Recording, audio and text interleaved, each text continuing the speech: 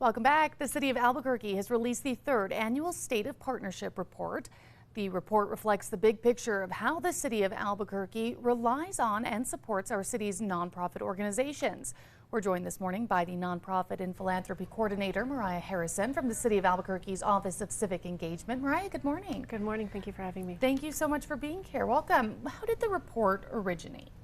So the State of Partnerships Report is what we call it because we want to highlight the partnerships that we create with our nonprofit organizations here in town. There's so much money that goes out through contract work to support the work that they do, and so that we can take advantage of sort of the services that they offer. And how important are those partnerships with the city and the nonprofits here in Albuquerque? That's a good point. I think that they're important to everybody. They're important to the residents of Albuquerque because of how much and how important the services are that are offered by nonprofits. The city is able to give just over $81 million to over 200 organizations just this last fiscal year, and that impact to our residents is really direct because so much of those services are one-on-one services in the human services sector. So how does this report really kind of show I guess the work between the city and those nonprofits and making sure that that partnership continues in the future? That's a good point. One of the things that the Office of Civic Engagement does is we try to be an intermediary, a resource for nonprofits to understand how to work in the fiscal world of the city.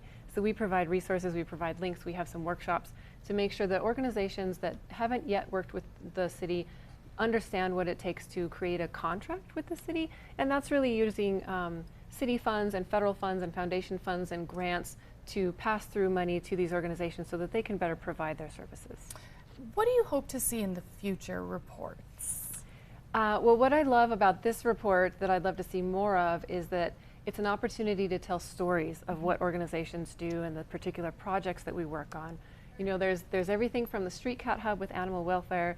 There's the Urban Enhancement Trust Fund that works with artists. Parks and Rec has so many stories, so I want to tell more stories about the amazing things that nonprofits are doing in our city.